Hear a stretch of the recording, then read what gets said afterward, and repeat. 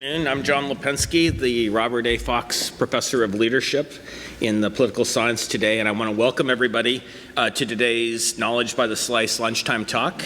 It's great to see everybody here. Today's Knowledge by the Slice is co-hosted by the Penn's Arts and Sciences, School of Arts and Sciences, the Department of Political Science, Penn's Program on Opinion Research and Election Studies, the SNF Padea Program, and also the Pi Sigma Alpha Political Science Honor Society. So those are a lot of co-sponsors because I guess a lot of interest in the midterms. Today we put together a group of political science faculty for an election debrief after the 22 midterms. And I just want to say, just a quick word, before I introduce our panelists. As I sort of give the introductions, one of the things that I'm going to say is that I'm the director of elections at NBC News in addition to my roles at Penn. I'll give myself an introduction at the end. But several of the people on the desk here also work on the decision desk at NBC News. So we're the ones that actually put in the check marks and analyze the exit polls and all of that. Penn's program, the reason why I start with that is, hopefully that will be interesting for everybody here as we sort of talk about what happened on election night, because we'll kind of give you an inside view, sort of how it worked, throughout the night and actually throughout the week, because this has been obviously a crazy election. But I want to say that, Penn's program on opinion research and election studies, also I see a lot of the students here, that even though we were, we're the senior team of the decision desk at NBC News, the power of Penn is the people at Penn. It's the faculty, it's the staff, it's the alumni, and particularly it's the students. And we had 15 students working with us as fellows in different capacities working, and so, they could easily also be sitting up here on the stage. So maybe afterwards, when you guys have a chance, you might meet some of them and want to talk about them. But let me quickly introduce our panelists to start. I'll start with Matt Levendusky. Professor Levendusky is the Stephen and Mary Barron Chair in the Institutions of Democracy Project at the Annenberg Public Policy Center. He's also the Penny and Robert A. Fox Director of the Fels Institute of Government and holds a courtesy appointment in Annenberg. I'm not going to read through, this is a long list here. He studies political behavior, he's an expert in that. He also works in sort of polarization, and he's a senior member on the decision desk. And even though he's really highly recognized, that's a very long list. I don't think I will read it off, Matt.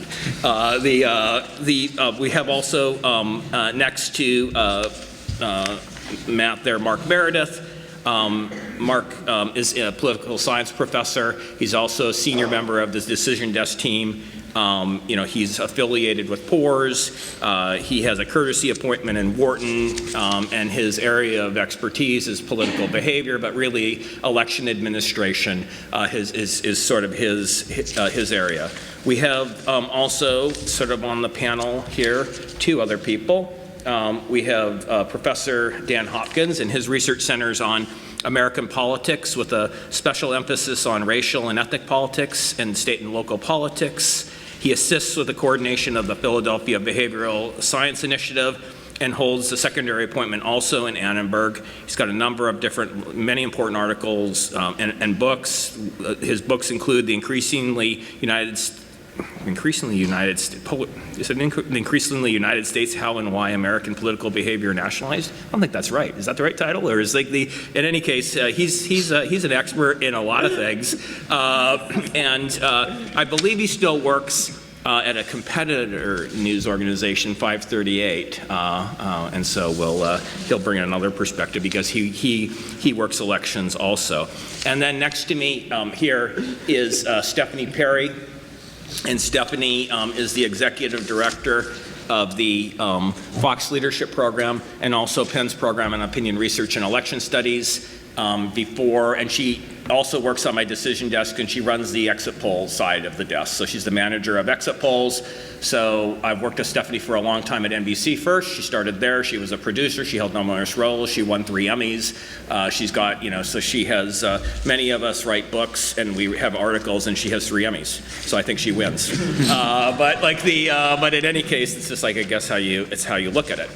So the way we're going to do this is I'm going to ask questions for a while of some of the panelists here. and then we'll have a little bit of, we'll discuss things, and then we're going to make sure to stop on time. And even though, and I am a professor, but I also work for a news organization, so I do understand broadcast time, I will stop on time and make sure that the audience has lots of time for questions to sort of just like ask us whatever you're interested in and want to know about sort of the midterms. So let's actually start. And I only have one general question. I'm going to ask one question of all of you, and then I have specific questions for each of you. And so maybe I'll start at the end with you, Matt, and ask you what surprised you the most about this election. So thanks for coming out, everyone. I think one thing that surprised me was the resurgence of what political scientists call split ticket voting. So we hear a lot about polarization and calcification in the electorate, right, and how people are just increasingly Democratic or Republican. And there's a sense in which that's very true, but it's also important to realize in this election we saw a number of ways in which there were some very important departures from that trend. So the most stark example of that would actually be in Kansas, maybe a race that didn't get a lot of attention, but the incumbent Republican Senator Jerry Moran there won by 30 percentage points, but the incumbent Democratic governor won by 2, right? And there are enough people there that it can't just be a selective abstention, right, where some people vote for one race and not the other. There were a lot of people who said, I want a Democratic governor and I want a Republican for Senate, right? In Ohio, we have the kind of flip case where Mike DeWine, the incumbent Republican, won by about 24, 25 points.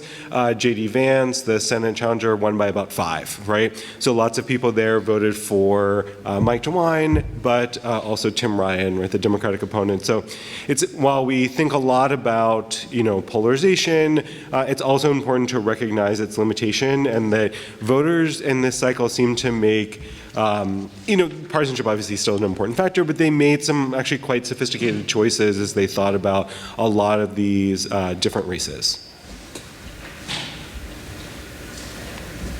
Okay, Dan, sorry. Okay, no problem. I think as we think about the election results, one of the challenges is that we are hungry for narratives. We all want to know what happened and why it happened, and ideally in real time, right? But data only becomes available in waves. Some of the data that we might want will never become available. There will be some questions that we didn't include on an exit poll or we didn't ask in the right places, and we will just have gaps in our knowledge. I was certainly surprised by the overall results. I had spent Monday in lecture. I don't know if I see any of my 1202 students here, but I spent Monday in lecture talking about how the party in power shed seats in a midterm election, that's one of the real regularities in a often uncertain political world. And then I had to spend time on Wednesday qualifying that assessment. I was up late Tuesday night, as John had mentioned, trying to keep track of the election results. And then I wound up just staying up to rewrite my lecture slides because they needed some revision apparently. But one of the challenges is that some of the data that we want, say, come from voter files, which are only going to become available in the coming months as we learn concretely who voted. Some of the data that we want, as I suggested, are never going to become available, and some of the data are immediately available. So we know how different places voted, particularly if they report their votes quickly on election night or close to it. So one of the things we have to be wary of is that we have a tendency to the kinds of narratives that can emerge easily off of maps. Right? We can all look and see that Philadelphia did not contribute as many votes in this election in general or to the Democratic candidate as it usually does. We can start to tell geographic stories. But sometimes, elections are giant math problems with millions of people, some hundreds of millions of people voting in different directions for different reasons. And so to me, I would say the broad surprise was certainly that the Republicans didn't do better, especially in the Senate, but also in the House, and that I had to update what seemed to be one of the few real regularities of American elections. Okay, Marc? I think what surprised me the most was how disjoint this election was across different states. One thing that we're doing on the decision desk on election day is we're trying to get whatever tea leaves we can see to try to get a sense of where the night might be heading. And one state that makes these tea leaves very available is Florida, where they're in real time publishing out how many people have showed up to vote and what their party of registration was. And we're seeing these data midday on election day, and it's just showing a Republican wipeout of Democrats in Florida, and that was in fact what happened. And I think, thinking about other recent midterm elections, in 2006, the Democrats pretty much cleaned up everywhere. In 2010 and 2014, it was Republicans cleaning up everywhere. And maybe not quite as much, but in 2018, the Democrats cleaning up everywhere. And so I think our minds start thinking, well, this is going to be a day where Republicans are going to be cleaning up everywhere.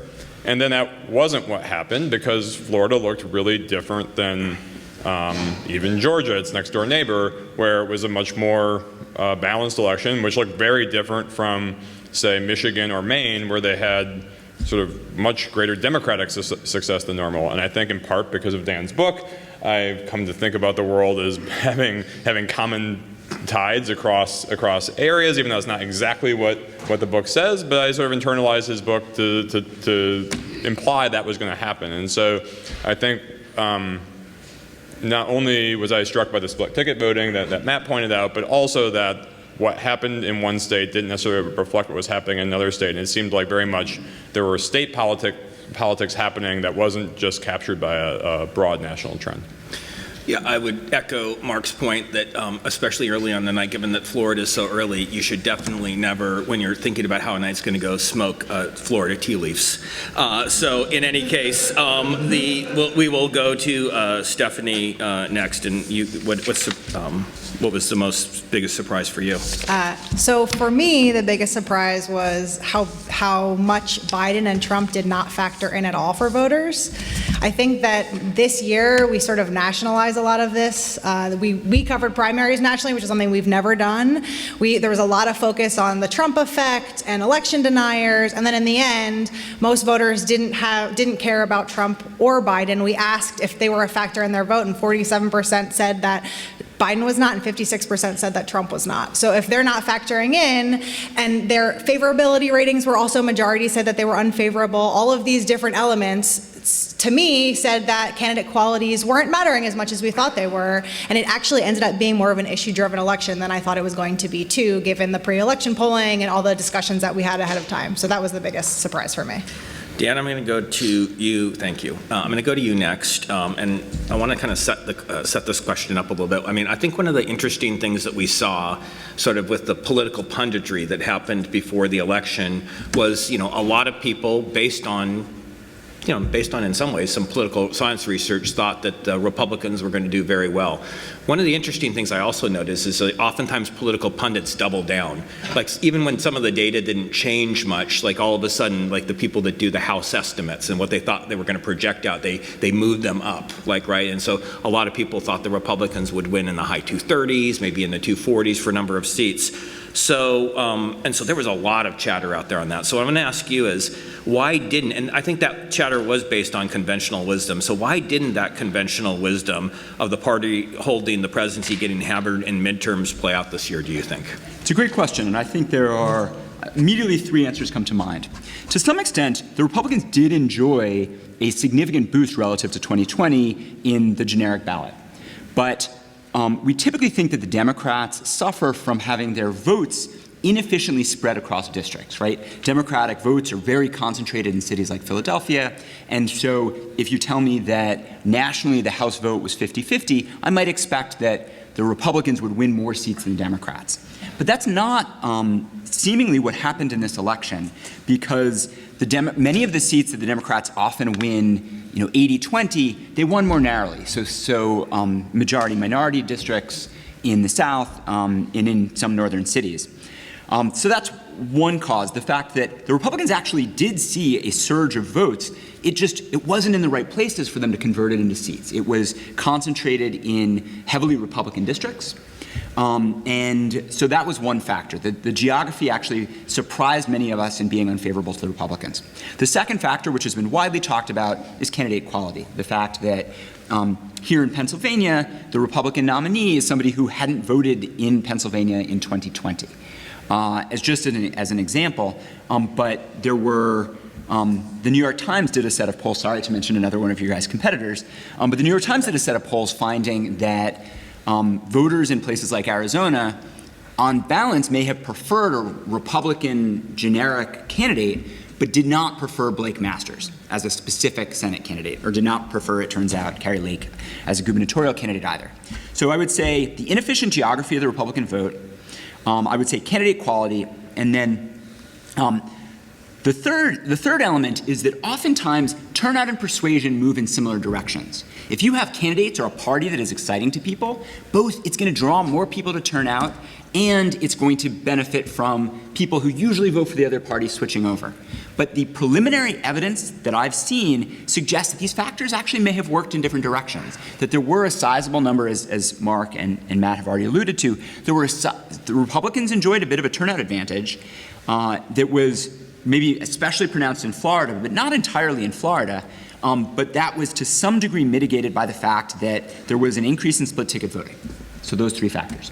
Okay, thank you, Dan. You can mention our competitors. We beat them all badly on election nights. Just to be clear, if you wanted to find correct calls and quick ones, you needed to tune into NBC News. But in any case, let me ask you, Marc, I know that, Dan, you touched on it a little bit, but I do think there was a lot of talk before the election about candidate quality. I mean, and President Trump inserting himself into this. I mean, and there was, debates within the Republicans. I mean, McConnell, sort of made remarks early on that he took a lot of heat for, talking about that it would be possible that the Republicans may not do well because of candidate quality issues. And oftentimes in political science, sometimes we discount that a little bit, candidate quality, that maybe that's not going to matter as much.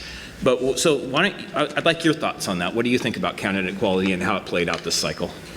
Yeah, I have two thoughts on that. So for the line of research I do, I was particularly interested in watching Secretary of State races, which are often very low salience. People don't really know who these candidates are. We certainly have never projected them at NBC before, that I remember. And that changed this time because there were a number of people running for Secretary of State, these are the people who are going to run elections in a state, who were denying the results of the 2020 elections and saying they wouldn't have certified them and things of that sort. And I was very curious whether these individuals would be seen as being different quality than other Republicans who were running for Secretary of State that didn't hold these views or were running for other offices. And I think small differences in candidate quality can end up mattering, or at least perceptions, when elections are close. Because I think that's what we saw in a state like Nevada, where a Republican took over the governorship from the Democrat, yet the election denier Secretary of State candidate lost narrowly, but convincingly. The same thing happened in Arizona, where you had an election denier running for Secretary of State who lost by more than Kari Lake, and there was those incumbent Republican state treasurer who sort of cruised to victory without much trouble. And so I think candidate quality mattered, and it showed that what I would think of as issue-specific candidate quality could matter here, that there were a set of voters who were out there saying, I support Republicans generally, but don't like the election denier argument, so I will vote against my preferred party in these specific races. Not a huge number of them, but enough to be pivotal in these races. So I think that's one element of candidate quality I found interesting. And as someone who wants elections run well, I was very concerned if these people took office, because I was very concerned about what that meant for future elections, and so I was relieved to see them lose. I think the other element of candidate quality that played out in this election related to fundraising. I know it tends to be the case that Democrats cite things like Citizens United as structural barriers to getting into office, and bemoan money in politics. But I think the Arizona Senate race is a clear case where money mattered, and it mattered in helping a Democrat win a Senate seat. If you look at the difference in spending for Mark Kelly and versus Blake Masters, I think it is definitely possible the margin there was because Mark Kelly's candidate quality helped him raise a lot more money than Blake Masters. A sort of subtext to this that I won't go into detail, but I would be happy to talk more about afterwards, is that it matters that candidates personally are raising the money as opposed to PACs or parties, because there's strange laws that make money more effective when the candidate themselves can raise it. And so it wasn't just that there was a spending differential, but it was that Mark Kelly raised that money as opposed to interests that want to support him. And so I think it wasn't just in Arizona that was the most stark example, but across the board in these big Senate races, Democrats were running even or having advantages in terms of the amount of money they raised, and I think that was played an important role in their success in these high-profile Senate contests. Okay, I'm going to turn to you next, Stephanie, and I want to focus in a little bit more on what voters had to say, looking at the exit poll. So I kind of would like to ask you about like sort of what were the driving factors for voters, like essentially what were the highlights that you saw in the exit poll, and did we see, I mean, one of the things that others on the panel have said that we saw a difference across states, and so what were some of the clear distinctions across states that we saw? So I think that the number one driving factor seemed to be, I mean, inflation was the top issue for everyone, but abortion seemed to be the driving factor for this election, because inflation was, 31% of voters said inflation, but 27% said abortion, and everything else that we had on that list sort of was lower than that. And when we asked which party do you trust more to handle the different issues, the Republican Party held over the Democratic Party for everything except for abortion. So that seemed to be sticking out for a lot of different people. There were differences by state, but not much. So across the board, inflation was the top issue, but in Pennsylvania and Michigan specifically, abortion actually was the top, and then inflation was next. And then New Hampshire and Texas also were pretty close. Those two issues were pretty close. So I do think that seemed to be the driving factor overall. And the other thing that sort of surprised me was the extent to which democracy factored in. So we asked if democracy was secure or threatened, and 68% said it was threatened, which seemed to be, pretty striking considering the vast polarization in this country. There seemed to be some consistencies across party for a lot of this stuff. Okay. I'm going to go a little more big picture now, and then we'll start big picture, and then we'll move down a little bit. So, Matt, I'm going to go to you for a big picture item, and I kind of want to know now that we projected the House last night, and we had projected control for the Democrats, Republicans obviously for the House, Democrats for the Senate. What does the House-Senate split mean for President Biden's agenda moving forward? Yeah, so this will, I think, be really interesting to watch on two levels. So one is that if Kevin McCarthy actually does become Speaker, it's dangerous to make predictions, but I'm confident that he will come to hate his life.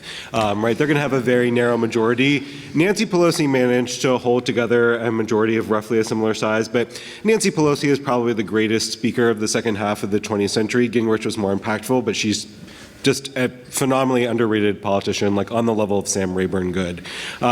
As I won't tell you who this person is, and you'll understand why when I tell you what they said, a senior Republican in Washington once told me, Kevin McCarthy is a below replacement grade politician. He's just not very good, and he's got a very difficult task. He's going to need to hold in place Paul Gosar, Marjorie Taylor Greene, Lauren Boebert, Matt Gaetz. These are not a group of people who want to go along to get along, right? They're going to extract everything they can out of him. So legislatively, it's going to be very difficult. But the reason it matters that Democrats are able to hold the Senate is that Democrats will now be able to confirm judges, and everyone thinks about the Supreme Court. But remember, the Supreme Court hears maybe 1 or 2% of the cases that come through the federal court system a year. The vast, vast, vast majority are decided by lower courts, and there's several dozen vacancies sitting there. If Biden can fill those with relatively young, judges that he can appoint, right? That gives him a lot of impact over policy moving forward, even long after he's out of office. Okay, I mean, we are on a tight schedule, but are you sure you had everything that you wanted to say about Kevin McCarthy? Okay, no, it's okay. We'll move on to the next question. Let's go to Dan. Next. So, and again, it was touched on, but I mean, I do think, Dan, I kind of want to do a little bit of a dive into sort of political science on this question, because, I mean, so many of us study things like sort of nationalization, polarization, even if it's you very formally study it in your work, but everybody, when we teach and do it, we talk about this all the time. And I do think I mean, it was striking that the election looked so different in New York and Florida than the rest of the country. So I would like to know what you think that means. Like, you know, I think that you've made, some of your work has been very convincing that elections are nationalized. Are they still? I would certainly say that if you plot over time the correlations in how places vote, how, say, counties vote in presidential races and subsequent gubernatorial races in the midterms, that has been ratcheting up and up. I am very, very interested to see, I think partly what's happened is that you had top of the ticket drags on the Democrats in certain places, right? So if I told you that the Democrats in Colorado would do markedly better than the Democrats in New York, that would be a surprise to you, right? And I think we are still in early days in terms of analyzing this election. It's very clear, as you know, as John, your question suggests, and as Marc and Matt had indicated, that what state you were running in was a critical predictor of how your election went, right? The Republicans in New York State did surprisingly well, winning northern Westchester and Putnam in New York's 17th district, and beating a sitting chair of the Democratic Congressional Campaign Committee, which is quite striking. I think that if I'm going to offer a first explanation for that, I think that it is really important to point out issues of how much was invested, how much money did Kathy Hochschild spend running for governor in New York? And also, one of the things that we don't have data on that we can't see is mobilization. But for 2 years, everyone has known that Pennsylvania had a Senate seat up, had a governor's race, and so Pennsylvania has been the focus of organizing. And I think that one thing that we would do really well to analyze as the data starts to come back is just how much are what we're seeing the results of different levels of organizing. But I think to a first approximation, absent a president on the ticket, the gubernatorial and the Senate races were important in generating excitement, and maybe in places like New York State, they didn't help the Democrats in places like Florida as well. Okay, I want to stay on Florida and New York and just throw in a question, and maybe Marc, I'll give this one to you.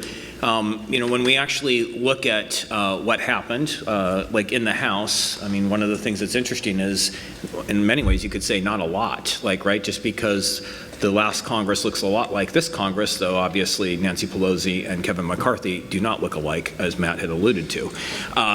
But one of the things that, I mean, several of you in the audience probably know is that maybe what was the difference was really Florida and New York because of what happened with redistricting. And really, you know, when you talk about Kathy Hochul and Ron DeSantis, like, you know, they had, you know, obviously their elections were very important, but what happened in those states before the election were consequential. So maybe you could speak to that. Sure. I mean, I think, you know, coming out of the census every 10 years, we have to redraw our congressional district lines. And the Supreme Court has made it clear that federal courts are really not going to step in on redistricting, with one exception, and the exception being if a redistricting scheme is infringing upon minority districts, then potentially federal courts can get involved and potentially say that's not okay. We're going to have a really crucial Supreme Court case. It may have already been argued, but it hasn't been decided yet. That's going to really set the tone for the future of what the federal court system looks like in terms of getting involved in districting, because we had a number of maps that lower courts said were disenfranchising minority districts or not creating them where they were possible, and the Supreme Court stepped in and said we're too close to an election. We're not going to step in for this election. We'll revisit before the next one. So we're going to have maps in states like Alabama, I believe Louisiana, and I think there's one more, potentially Florida, where the federal courts are going to decide whether the districts that we ran this election with are okay before we run 2024's election. And what the Supreme Court says will be pretty important there. But individual state courts did step in and say under their state constitutions there were problems with the districts drawn. This happened in North Carolina, this happened in New York, this happened in Ohio, and some of these courts got changed around by this election. So there was a Democratic majority on Ohio and North Carolina's Supreme Court before. Now it's going to be a Republican majority. They probably won't be nearly as concerned about some of these districts. And so I would expect some redistricting will happen. Even though we just drew districts, we're going to draw these districts again. It may happen in New York as well. It remains to be seen. And I think that will have some implications for what the House looks like coming out of 2024, is how stable are these districts that we use this time around? Do we end up with new districts in a number of states? And just one brief final thought that relates to some of the things Dan was talking about is I think we have a little bit more, we have a few more legislators in the Congress now who are a little out of sync with their district's partisanship than before, especially in a place like New York. You see some of this in California, a case in the opposite direction in Alaska, where we don't know for sure yet, but probably there's going to be a Democratic House member. And this is going to change around a little bit the incentives for how the House operates, that if you are a Republican who's representing New York City, you have a slightly different goal for how you want politics to be conducted than, say, the people Matt was referencing earlier, who they were from Republican districts and they want to do things that people in Republican districts want. And so I'm really interested to see this time around how these for example, New York City members of Congress, are they going to be willing to shut the federal government down over the debt ceiling, or are they going to be more willing to come to the table and compromise? Are they going to have the opportunity to do that even, or is the leadership going to prevent that? So I think there's a lot of interesting political dynamics that are going to play out in the House, not only because of potential redistricting, but also these new members who are representing constituencies that have partisanships pretty different from their own. Okay, Dan, I'm going to go to you next. One of the things that was interesting was, turnout was solid in this midterm, but it wasn't through the roof. A lot of people were predicting record turnout. It might be 110 million, maybe a little bit more, probably not less, but maybe a little bit more than that. But so, given that we oftentimes focus in on who's coming out to vote, can you say a little bit about the preliminary evidence on the role of turnout differences and persuasion among partisans in explaining what happened? Absolutely. And again, to some of the earlier points, the story is going to differ a little bit depending on what state we're talking about. And clearly, states like California, we're still waiting to hear some final results. And so those results haven't been accounted into our models. And from a political science vantage point, I worry a little bit that California may be, it's the largest state in the union, but it may get short shrift because their data report's so late that we've already consolidated on a narrative. That said, we know, and one of the other surprises, the Pennsylvania House may well be held by Democrats in the next legislative cycle. And I think that was a significant surprise. It was made partly possible by redistricting that was more friendly to the Democrats in the State House here than it had been in the prior decade. But nonetheless, I think a real surprise. And if you look at Pennsylvania, what you see is that turnout here in Philadelphia was actually down relative to elsewhere. And so we are, again, waiting for voter file results, and we can only tell you about small, potentially atypical jurisdictions. So we really should, we can tell you about voting on precincts at college campuses, for example, but we really should wait before we make assessments about, for instance, what fraction of voters were 18 to 24. Best as we can tell, the Republicans had a turnout advantage, and it seems pretty clear that turnout in diverse cities like Philadelphia was significantly down relative to elsewhere in the state. Philadelphia contributed fewer votes as a total of Pennsylvania's vote total than it had in at least 5 or 6 election cycles.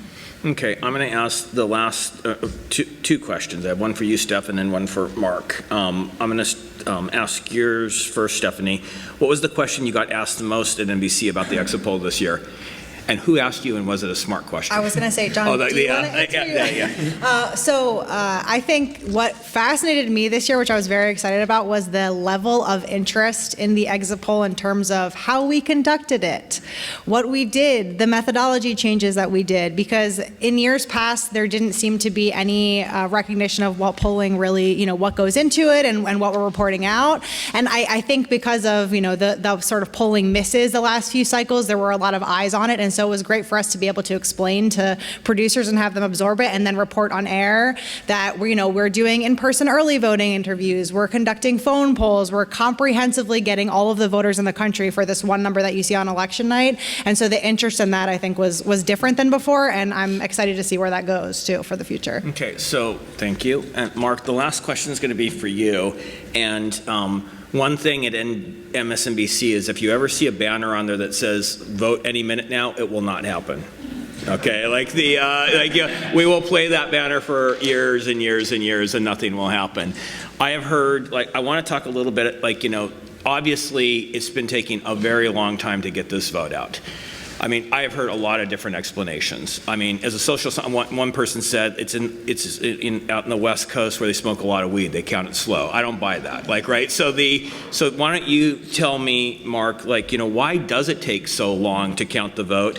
And I actually would do a follow-up here. Are there things that we could do? Because I mean, obviously, a lot of people question the integrity of the vote sometimes when it takes so long. Are there things that we could do to speed it up that would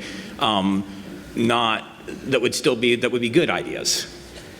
Yeah, so I think there's this meme out there that counting votes slow is evidence of electoral disintegrity or something along those lines. And usually it's the case, it's the exact opposite, that the reason votes get counted slowly is because people are doing due diligence on these mail votes that come in towards the end of the voting cycle and making sure that these are good votes. So let me just highlight one way in which it might not be a good vote. Suppose we sent you a mail ballot and then you maybe didn't get it in time or forgot and you were worried it wasn't going to get back in time, so you showed up to vote at your polling place on election day. We try to facilitate that. We try to make that an option. But then, because we make that an option, when people's mail ballots come in late, we might have to go back and double check and see, well, did this person show up on election day too? Because if so, we don't want that person voting twice. Or in states like Nevada and Arizona, places that were slow and so we couldn't know who won these big important Senate races on election night, they do things like signature verification to try to make sure the people who who sent in their mail ballots, the people who it was sent to were the people who cast it. And that may be important there because unlike in Pennsylvania, there's processes so you might automatically get a mail ballot without having to request it. And so we might be a little bit more worried about fraud potentially. With the underlying fact being fraud is extremely rare, although it does happen from time to time. So I think some of these slow processes that are in place are designed to enhance electoral integrity. I do think there's voting technology that's being developed that could assist doing this quicker, and hopefully places in Arizona and Nevada and California are thinking about how to adopt this technology. I think I forget which county it is, but there's some county in California right now, I think it's Kern County, but I could be wrong, that has a single ballot scanner and it broke. And so they're sitting on like 70,000 votes because they need to get the ballot scanner fixed, right? That shouldn't probably happen. We need to have a better process in place to avoid that. But the fact that Maricopa is taking a week to get through these big pile of mail ballots, maybe there's probably ways they could do it better, but it's because they're verifying signatures. It's because they're trying to prevent double voting, and that's something we should be happy that they're doing. And the one upside to this is that the decentralization of American election administration, though it drives us crazy, also makes it a very hard system to hack. Because if you are a malicious actor, you have to figure out a whole bunch of different computer systems. You have to figure out a whole bunch of different approaches. So that is the one upside to all of what Marc is detailing. I am willing to make an offer to any county that has only one scanner. I will use my research budget to buy them a second one, if it's an important county that I need to project. Okay, so we're going to now open it up to audience questions. I think, Amber, you're going to help. I mean, I don't know exactly how we want to do that. I have a couple people to... We have a question right Sorry, over there here. you are. Looking at the wrong way. This is for Professor Hopkins. You've talked about, you've talked a little more than anybody else about the down ballot. In Pennsylvania, we see the Pennsylvania House is likely to go to the Democrats. Those of us who are active in the Republican Party believe that this is a team sport to a degree, and that Mastriano's terrible campaign probably had a serious impact down ballot. There were maybe 3 congressional races we could have been more competitive in. It may have changed the state house.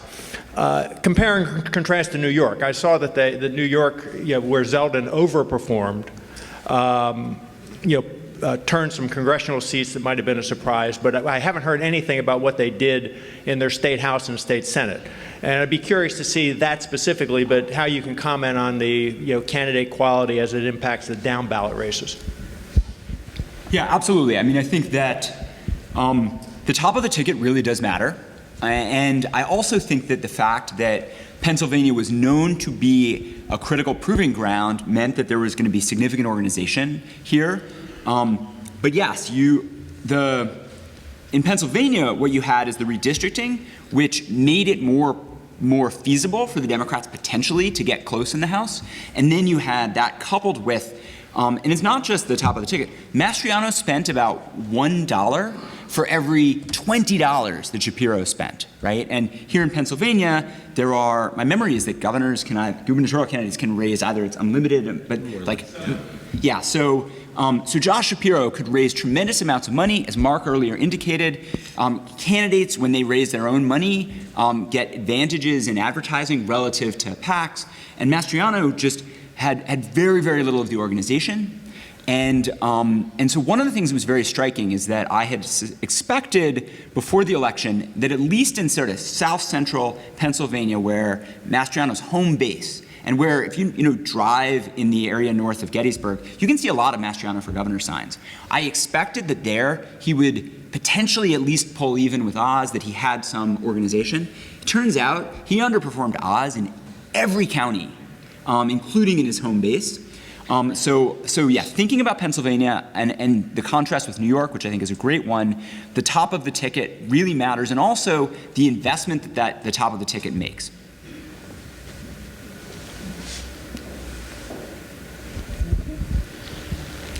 Thank you. So I'm actually touching upon the gentleman's previous question. Early on in the campaign, when I was discussing this and I was having my friends work at the House calling me, panicking, how are the Puerto Ricans voting? I can't tell you that. One of the things that I often brought up was that, with the base that the Fetterman campaign had initially, and the enthusiasm and energy it had early on, especially coming out of the primaries, there was a sentiment among myself and some of my friends that it was going to be more of the Fetterman campaign pulling for Shapiro and lifting some of the heavyweight for Shapiro. But it feels like as we got closer to election night, it ended up actually shifting out, that it was Shapiro actually running this chariot. Is that a little bit more the reality we saw, or was it just that it was, again, split ticket voting that was particularly fierce? I think there's probably a little bit of both things going on in that. The advantage that Shapiro had was just that, as Dan alluded to, Mastriano just didn't really run a particularly good campaign, so it meant that Shapiro's message sort of went unchallenged, and he was able to spend in somewhat of a different way than Fetterman was, where Fetterman kind of had to play a little bit more defense, defending against stuff from Oz. So I think it's very hard to pull those two things apart, but I think it's probably fair to say that Shapiro's pretty unprecedented spending advantage gave him some edge, and probably also an edge for Democrats statewide. I think one other related point is that in both cases, Shapiro and Fetterman, but also Oz and Mastriano, they were very different, and you could see that either working to the campaign's advantage or to their detriment, in that if you're very different, you can appeal to different types of voters, and you can mobilize some voters, and Shapiro could mobilize some, Fetterman could mobilize some, and it might work to the benefit of the both. And the same could have been true for Mastriano and Oz. But you just saw a lot more coordination, especially at the end, between Shapiro and Fetterman, at least visibly, than you saw between Mastriano and Oz. Because I think there was a world where Mastriano really mobilized the conservative Republicans, that Oz mobilized the more moderate Republicans, and that helped Republicans statewide. I don't think that's what you saw. I don't think you saw the same type of coordination between them as you saw between Shapiro and Fetterman. Yeah, if I can just give one quick anecdote on that. So the 2 days before the election, former President Trump came and gave a rally in actually my hometown, and my mom, who's like started as like an independent, but her friends have kind of pulled her to the left. They were debating going and like holding up signs to jeer him, and they were like, well, it turned out like very few people ended up going, and it wasn't like well coordinated among like the Mastriano and the kind of Oz people, and it wasn't a particularly effective rally. And you can contrast that to the rallies that Obama and Biden had in both Pittsburgh and Philadelphia, which were, very coordinated, very involved, very intense kind of GOTV efforts.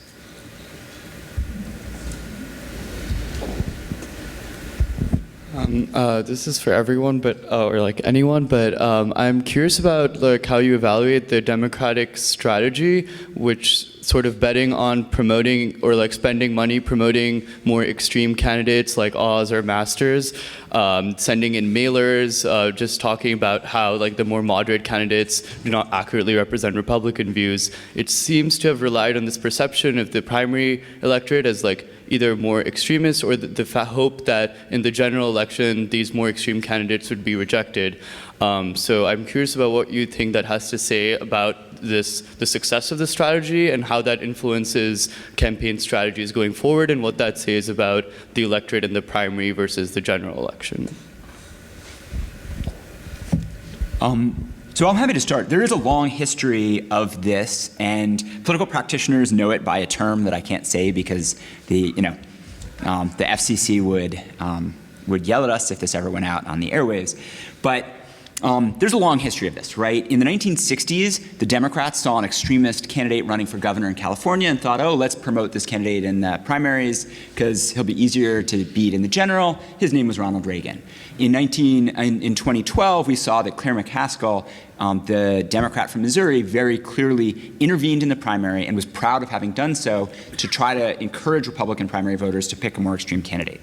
It's a strategy that could induce more polarization because with some probability, these more extreme candidates win. And so I don't want to assess it normatively. I will say that in several races where the Democrats made this gamble, including here in the Pennsylvania governor's race, though Mastriano was going to win anyway, in the New Hampshire Senate race, where Bolduc prevailed over more moderate candidates, in places like Michigan's 3rd Congressional District, where John Gibbs won over incumbent Republican, but also Trump impeachment supporter Peter Meyer, right? Meyer. This time, that gamble paid off for the Democrats, but it is a very dangerous gamble from the point of view of a stable democracy. And normatively, it's not right. We study stuff like from political science, perspective oftentimes not with normatively, but I just think, as you said, Dan, be very careful what you wish for. And I just feel that that's, we could spend a lot of time talking about that maybe after the panel, but I just don't, it's just something that you meddle in. People thought the same of Trump, right? That he was going to be a weak candidate through the primaries, and he won. And some of these people, especially with some of the Secretary of State races and other sorts of things, no one knew going in on the night whether or not these close races of who would win or who would not. It was an election that was, if you had your priors and you sort of bet your priors, you would have done extremely well. But going in, anybody that really would have put much of their life savings on that sort of a bet would have been a fool.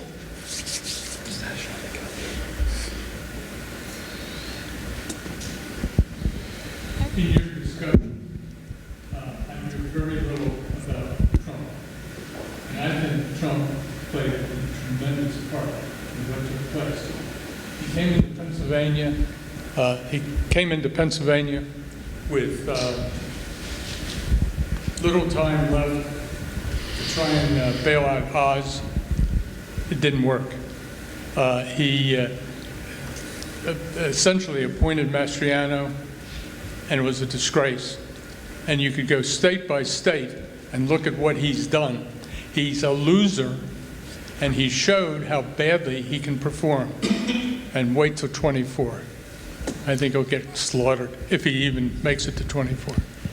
It's hard to know, what will happen in 24, but there did seem to be a penalty for sort of Trump that, I think I might read that as a lot of people saying, when I say penalty for Trump, candidates who sort of embraced, Trump's rhetoric around delegitimizing the 2020 election and casting doubts on Biden's, the legitimacy of Biden's victory, that voters sort of rejected that.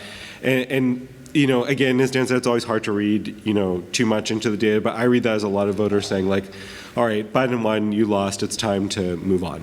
Yeah, but something interesting, maybe Steph, you could speak to this, is also we asked an interesting question on the exit poll. We asked if Trump should run in 2024, but only in a couple of states. But we asked it in Florida. We asked if Trump should run, if Biden should run, and if DeSantis should run. And majority said that none of them should run, but DeSantis was much higher than Trump. So DeSantis got more support than either of those candidates for a 2024 run, which I think was interesting. But I think that's even on the Democratic side of Biden, wasn't it like 70-30? Yeah. I mean, of not wanting to run. So Yeah, I for mean, all of them, it was about I think that. that maybe voters are looking for change in overall in 24.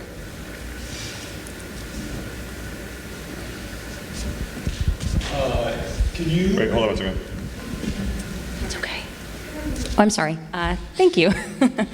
I also had a question about campaign tactics, in particular digital tactics, especially fundraising and email campaigns and text campaigns as well, that I think are nothing new, but this cycle certainly felt more aggressive, and I think that there was some more intense backlash to those types of tactics. I wonder if anything in your polling or research reflected on whether those sorts of practices were effective or not. So there's someone that we all know who worked for the Obama campaign, who I asked him about this, and he basically said, well, in 2008 and 2012, we did all these experiments, and basically there was no point of saturation, that every additional email got you more money. And I said to him, I said, David, I think we're past, this was like in 2018, I was like, we're past that now. And I think I make a point to scrupulously not to sign up for any of those things. But yeah, no, everyone I know who did, just was inundated with them.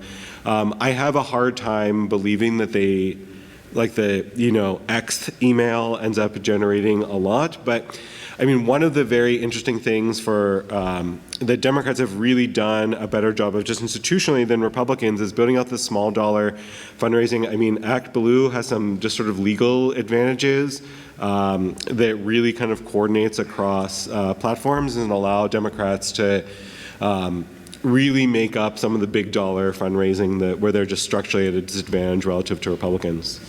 And I would also add that in this space, people with our training can sometimes be dangerous, because what we're trained to do is to take, a given email and tell you which of these two emails is going to get you more money tomorrow. But in a system where each candidate is raising money for her or himself, and everybody is piecewise evaluating each email. Did yesterday's email saying the world will end if my opponent wins? I'm slightly down, right? Your inbox is full of these notes. And each one may net slightly more money than the effect, but there's what economists refer to as a general equilibrium effect here. If you get 1,000 emails, you're going to start unsubscribing, and more generally, you're going to start tuning them out. We should also, at that volume, start to ask ourselves not just what's the effect of the marginal email, but what's the opportunity cost here?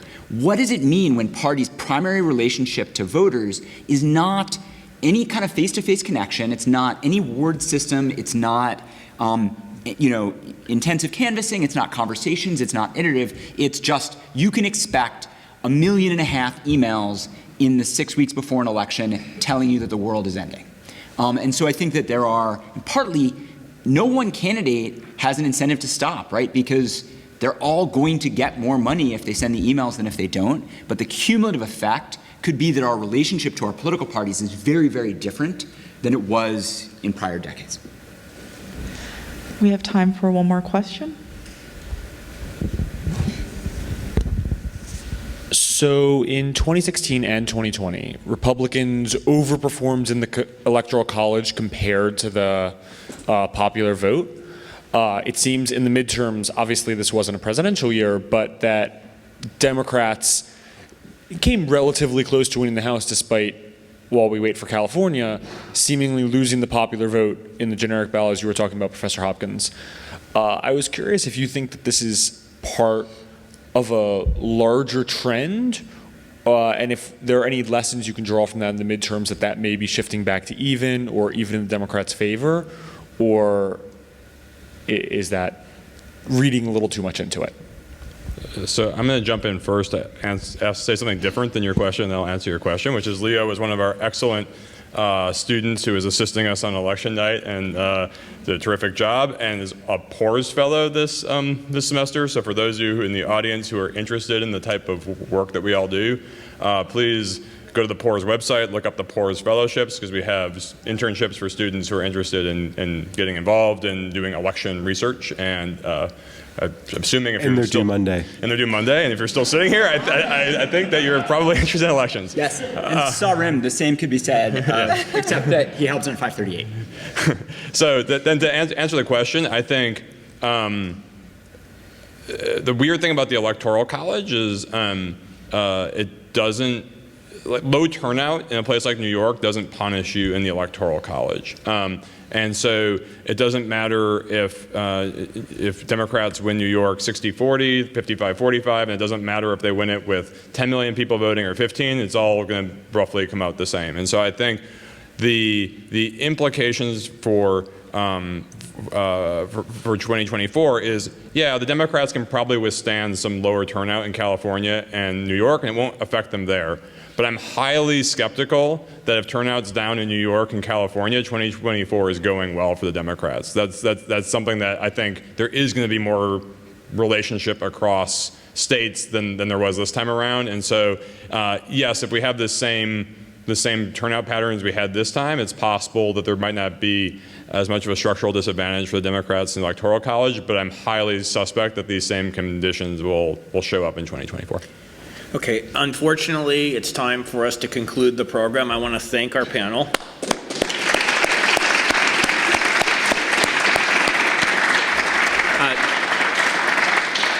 Thank you, everyone. To see a replay of today's lecture or any other talk from our library of lecturers, visit us on the Penn Arts and Sciences website or the Penn's Arts and Sciences Vimeo library. Thank you, everyone, for coming today.